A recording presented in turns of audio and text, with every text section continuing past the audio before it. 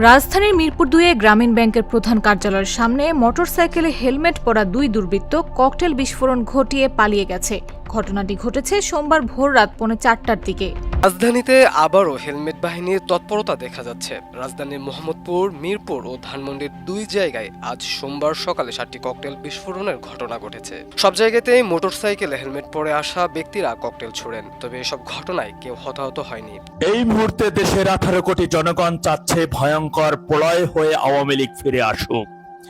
বাংলাদেশে আওয়ামী লীগ মাঠে ফিরে আসা মানে দখলদার জঙ্গি হামলার মাধ্যমে দখল করা টেবিল ইউনূসের 15 মাসের অপশাসন, গুম, খুন, ধর্ষণ, লুটপাটের বিরুদ্ধে দাঁত ভাঙা জবাব দেওয়া। 13 নভেম্বর আওয়ামী লীগের লকডাউন কর্মসূচিকে কেন্দ্র করে কেউ কেউ বলছে ঢাকা শহরে কয়েক হাজার লাশ পড়ে থাকবে, ঢাকা শহর রক্তের বন্যা বয়ে যাবে। আবার কেউ কেউ বলতেছে যে ঢাকা শহর সহ পুরা বাংলাদেশে আবার নতুন করে যুদ্ধ হবে, দেশকে স্বাধীন করবে, এরকম পরিকল্পনা করছে আওয়ামী লীগের নেতাকর্মীরা। আদৌ কি এই পরিকল্পনা বাস্তবায়ন হবে?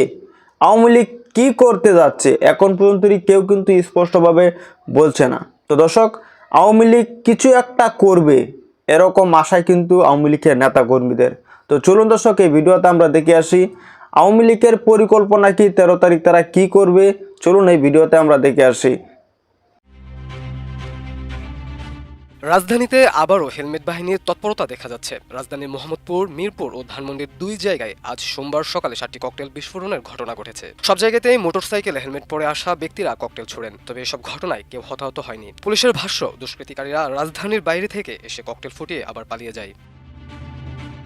এসব ঘটনা ধরনের সঙ্গে অতীতের হেলমেট বাহিনীর তৎপরতা মিল রয়েছে। পরিচয় গোপন রাখতে নিষিদ্ধ ঘোষিত ছাত্রলীগ, যুবলীগের কর্মীরা হেলমেট পরে হামলা চালাতো। সে ধরনের লোকজনের তৎপরতা আবারও বাড়তে দেখা যাচ্ছে। ককটেল হামলার ঘটনায় 28 বছর বয়সী এক যুবককে গ্রেফতার করেছে ঢাকা মেট্রোপলিটন পুলিশ। প্রাথমিক তদন্তে তাকে নিষিদ্ধ ঘোষিত ছাত্রলীগের সদস্য হিসেবে চিহ্নিত করা হয়েছে। আগামী 13 নভেম্বর পতিত ফ্যাসিস্ট প্রধানমন্ত্রী শেখ হাসিনার মানবতাবিরোধী অপরাধের মামলার রায়ের তারিখ ঘোষণা করা হবে। এদিনকে লক্ষ্য করে দেশে এক ধরনের অস্থিতিশীল পরিস্থিতি তৈরি করতে তৎপর কার্যক্রম নিষিদ্ধ ঘোষিত আওয়ামী লীগ। সামাজিক মাধ্যমে তারা 13 নভেম্বর লকডাউন কার্যকরে ব্যাপক খুবই সক্রিয়তা দেখাচ্ছে। হেলমেট বাহিনী এসব তৎপরতার সঙ্গে ওই বিষয়টির সংযোগ থাকতে পারে। আজ সকাল 7টার দিকে মোহাম্মদপুরের মৎস্য ও প্রাণী সম্পদ উপদেষ্টা ফরিদা আক্তার এবং কবি ও চিন্তক ফরহাদ মাজারের খাদ্যপণ্যের প্রতিষ্ঠান প্রবর্তনার সামনে সড়কে ও সীমানার ভেতরে 2টি ককটেল বিস্ফোরণ করা হয়। দুজন হেলমেট পরে মোটরসাইকেলে এসে ককটেল বিস্ফোরণ ঘটান বলে জানিয়েছেন প্রবর্তনার এক নিরাপত্তা কর্মী। পুলিশ ঘটনাস্থল পরিদর্শন করেছে এবং সিসি ক্যামেরার ফুটেজ বিশ্লেষণ করা হচ্ছে বলে জানান তিনি। মিরপুরে ভোর 4:30টার দিকে গ্রামীণ ব্যাংকের প্রধান কার্যালয়ের সামনে একটি ককটেল বিস্ফোরণের ঘটনা ঘটেছে। ধানমন্ডি 27 নম্বরের মাইডাস সেন্টারের সামনে 2টি ও 9A সড়কে ইবনে সিনা হাসপাতালের সামনে 2টি ককটেল বিস্ফোরণের ঘটনা ঘটেছে। আর সকাল 7:45 থেকে 7টার মধ্যে এসব বিস্ফোরণের ঘটনা ঘটে বলে জানিয়েছে পুলিশ। সব জায়গাতেই মোটরসাইকেলে হেলমেট পরে এসে ককটেল ছোড়া হয়। পুলিশ বলেন, মাইডাস সেন্টারের সামনে সকাল 7:45টার দিকে একটি মোটরসাইকেলে 2-3 ব্যক্তি এসে 2টি ককটেল ছোড়েন। বিকট শব্দে ককটেল বিস্ফোরণ ঘটে। এতে আশপাশ আতঙ্ক ছড়িয়ে পড়ে। আর সকাল 7টার দিকে ইবনে সিনা হাসপাতালের সামনেও 2টি ককটেল ছোড়া হয়। তবে এসব ঘটনা কেউ হতাহত হয়নি। সব জায়গাতেই সিসিটিভি ফুটেজ দেখে ব্যবস্থা নেওয়ার কথা বলছে পুলিশ। সব ক্ষেত্রেই ঘটনাস্থলে পুলিশের টহল দল ছিল। ধারণা করা হচ্ছে তাদের ভয় দেখানোর জন্যই এই ককটেল ছোড়া হয়েছে। আলামত ও সিসিটিভি ফুটেজ সংগ্রহ করা হয়েছে। মামুন খান, আমার দেশ। এই মুহূর্তে দেশের 18 কোটি জনগণ চাচ্ছে ভয়ঙ্কর প্রলয় হয়ে আওয়ামী লীগ ফিরে আসুক। বাংলাদেশে আওয়ামী লীগ মাঠে ফিরে আসা মানে দখলদার জঙ্গি হামলার মাধ্যমে দখল করা টেবিল ইউনূসের 15 মাসের অপশাসন, গুম, খুন, ধর্ষণ, লুটপাটের বিরুদ্ধে দাঁত ভাঙা জবাব দেওয়া। আওয়ামী লীগ ফিরে আসা মানে 24-এর 5 আগস্ট পুলিশকে সর্বপ্রথম নিরস্ত্র করে এবং সারা দেশব্যাপী 428টা থানায় আগুন ধরিয়ে 3200 পুলিশকে নির্মমভাবে হত্যা করে এবং সেই হত্যার পরবর্তীতে ইনডিমিনিটি চালু করে কোনো পুলিশ হত্যার বিচার হবে না বন্ধ করে দেওয়া এবং পুলিশ হত্যার বিচারকে নিশ্চিত করার। আওয়ামী লীগ ফিরে আসা মানে জনগণের খাদ্য, বন্য, অস্ত্রের যে অধিকার রয়েছে সেই বস্ত্রের অধিকার নিশ্চিত করা। এই মুহূর্তে আওয়ামী লীগ ফিরে আসা মানে সারা বাংলাদেশটাকে আজকে যারা একটি জঙ্গিবাদে পরিণত করেছে, পুরো বাংলাদেশটাকে আজকে যারা জাহান্নামে পরিণত করেছে তাদেরকে বিতাড়িত করা। তাই দেশের সমস্ত জনগণের কাছে অনুরোধ জানাবো, যে কোনো ভাবেই হোক না কেন, আমরা জানি আপনারা কতটা কষ্টে রয়েছেন, কতটা জর্জরিত অবস্থায় রয়েছেন, আতঙ্কিত অবস্থায় রয়েছেন।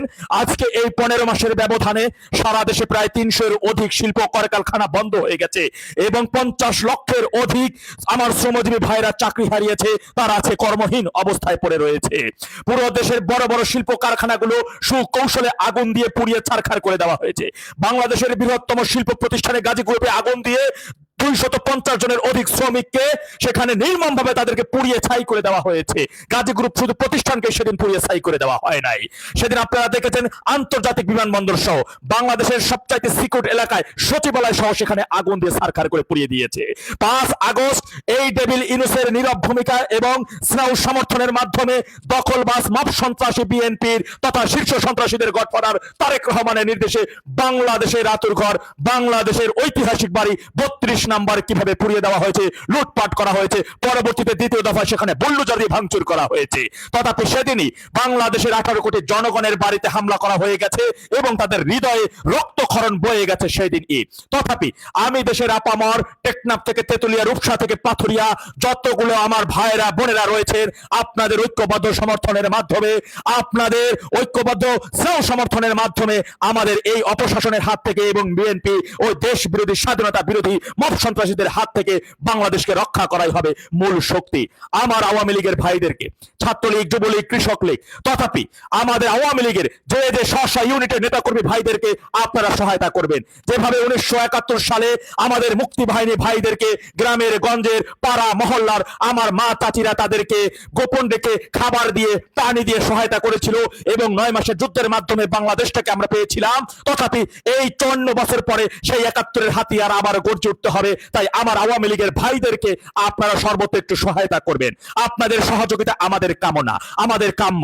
এই 13 তারিখের লকডাউন যদি সফল হয়, যে কোনো ভাবেই হোক না কেন আমাদের সফল করতে হবে। তাই আমি দেশবাসীর উদ্দেশ্যে একটি কথাই বলবো, আওয়ামী লীগের ভাইদের আজকের এই সংগ্রাম, আজকের এই প্রতিবাদ আওয়ামী লীগের ক্ষমতায় যাওয়ার প্রতিবাদ নয়, আওয়ামী লীগের ক্ষমতায় যাওয়ার জন্য নয়। বাংলাদেশ 54 বছরের মধ্যে 23 বছর আওয়ামী লীগ দেশ শাসন করেছে, তাদের ক্ষমতায় ছিল, তথাপি তাদের আর ক্ষমতায় যাওয়ার জন্য সেরকমের কোনো বাসনা নেই। কিন্তু স্বাধীনতার সার্বভৌমত্ব আজকে হুমকির মধ্যে। বাংলাদেশের ব্যাংক খাতগুলো অর্থনৈতিক আজকে ভঙ্গুর করে দেওয়া হয়েছে। জানেন IMF এর দ্বিতীয় দফার কিস্তির সম্পূর্ণ টাকা তারা খেয়ে ফেলেছে। আজকে বাংলাদেশের আমার মায়েদের, আমার ভাইদের কোনো নিরাপত্তা নাই। আজকে কর্মহীন ভাইরা জানেন এই ডিসেম্বরের মধ্যে বাংলাদেশে প্রায় 3 কোটি মানুষ খাদ্য সংকটে পড়ে যাবে। আজকে এই সিজনাল সময় পেঁয়াজের কেজি 100 টাকা ধরে আপনাকে কিনতে হয়। সেই বাঁচার লড়াই করবে আওয়ামী লীগ, সংগ্রাম করবে, মানচিত্র রক্ষার জন্য লড়াই করবে আওয়ামী লীগ। পরবর্তী সম্পূর্ণ ভিডিওটি দেখলেন এবং আজকের এই ভিডিও সম্বন্ধে আপনাদের মতামত অবশ্যই কমেন্ট সেকশনে জানিয়ে দিবেন। দেখা হচ্ছে পরবর্তী ভিডিওতে। আসসালামু আলাইকুম।